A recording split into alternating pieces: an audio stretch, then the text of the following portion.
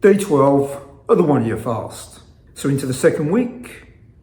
In this second week, I fasted on Sunday, Monday, took a break on Tuesday, and fasted again on Wednesday.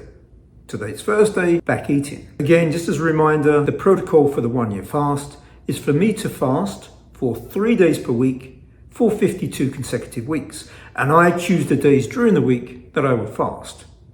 So the first week, the very first week of the fast, last week, I fasted Sunday, Monday, and Tuesday, a 72-hour fast. This week I fasted Sunday, Monday, took a break on Tuesday, and fasted on Wednesday.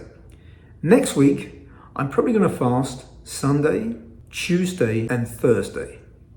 I want to mix it up in terms of how I fast, when I fast, so I can measure my ketones, see where I'm in ketosis, just get some kind of indicators of the level of fasting necessary for it to be truly beneficial. So today, back eating. I made a stew last night. I'm going to enjoy that today. I am a vegetarian, as I mentioned in the past. Again, the world's worst vegetarian, fluctuated all over the place over the years. Vegetarian, pescatarian, vegan, vegetarian, all over. First started as a vegetarian when I was 16. I had a bit of an epiphany moment. I won't go into details just yet. Maybe I'll save that for a future video. Had a bit of an epiphany moment and decided, I want to be a vegetarian when I was 16. Back in those days, it wasn't as easy as it is today. This is back in the 80s. Back in the 80s, there wasn't the selection of alternative vegetarian meals that there are today. You go into almost any supermarket today, you can find a whole slew of vegan-friendly, vegetarian-friendly, really good, kind of tasty, attractive food. Back in the 80s, it was definitely less so, quite considerably less so. There really wasn't, it was just marginal, if any, in the supermarket for certainly prep meals. But there was a company that came along early on, I can't remember exactly when, Quorn. I think they're much more popular in the UK than they certainly are in the US. I go into the store, I do see Quorn products in the US, but when I was in the UK, it's all over the place. And I used to love Quorn. I used to love their pies. Quorn pie, I used to love that. And, actually talking about that, there's a football club back in the UK, Forest Green Rovers, great team. And they're a vegan team. And they actually do have a Q pie. They call it a Q pie, which is like a corn pie and delicious.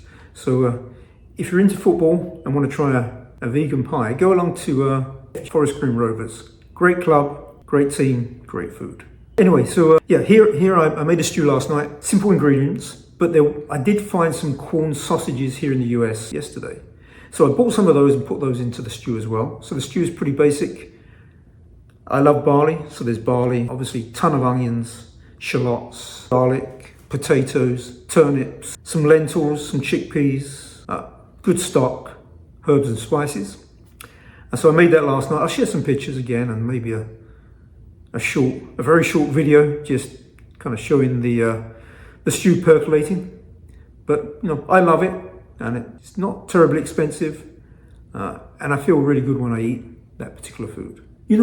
So when it comes to my propensity to be a vegetarian, again, the world's worst vegetarian for sure, I have some strong feelings about that. And we can maybe peel those back over the course of these videos. But I just want to start by mentioning, I firmly believe that to have a healthy society, physically, emotionally, mentally, spiritually, to have a healthy society, it's difficult not to want to be vegetarian. I don't want to be controversial. That's not the intent of these videos. These videos are really for me to measure my state of mind as I work through this 1 year fast. Just have a reference point to look back and say, okay, this is how I was doing on that particular day. So it's not a soapbox, but I do want moments of reverie where I can share my point of view. So I do have a strong feeling on that topic of vegetarian society equals healthy society. Non-vegetarian society, so where there's butchery and what goes with that, there's a big question mark over whether that's healthy or not. And let's peel back that conversation over the course of these videos. Again, I don't want to be controversial. I just want to share a point of view on that. Then my subsequent job to that, my second job, I worked across Spitalfields, the old Spitalfields in London, which was a fruit and veg market, and also New Covent Garden on Nine Elms. I didn't work in the old Covent Garden. I wish I did. I never did. But I did work in the New Covent Garden. So I got tons of exposure to fruits and vegetables. And in that second job, when I worked primarily in Nine Elms in the New Covent Garden, we used to get as employees a cotchel. And the cotchel would be given to each employee at the end of each week on the Friday. And within that, you have a whole tray of fruits and veg. Some really good stuff, really kind of voluminous tray of it. And so I'd take that home every week. And so I always had access to fruits and veggies back in those days. And that was pretty a good way that I kind of found to sustain my vegetarian diet. Yeah, looking back to the days of New Covent Garden, that was interesting. So I used to live in the East End of London, on the East End Essex border. I used to live in the Woodford area. And I used to drive my car across East London into South London, past the Elephant and Castle, all the way into the Battersea Nine Elms area to work at New Covent Garden. And I used to start work at 3 o'clock in the morning. So I used to leave home, and this is kind of interesting. I used to leave home about 2:15, about 2:15 in the morning, AM, to get to work. And I should be at work before 3 AM. So I'd be at work probably about 2:45, most of the times. And, just obviously go to work. And traveling from the East End of London across London, I used to go across London Bridge. I often used to just stop on London Bridge. There was no traffic. There'd be an occasional police car, and that was about it. And I would stop on London Bridge and just look down the Thames. I used to love doing that. And so in the mornings, leaving home at around about 2:15, 2:15 in the morning, traveling across London, nobody about. It just used to be so, it was almost surreal. I used to love it. And again, it would take me 30 minutes to travel from East End of London to South London in the morning. Then I used to leave work around about 11 AM, sometimes a bit later, maybe noon.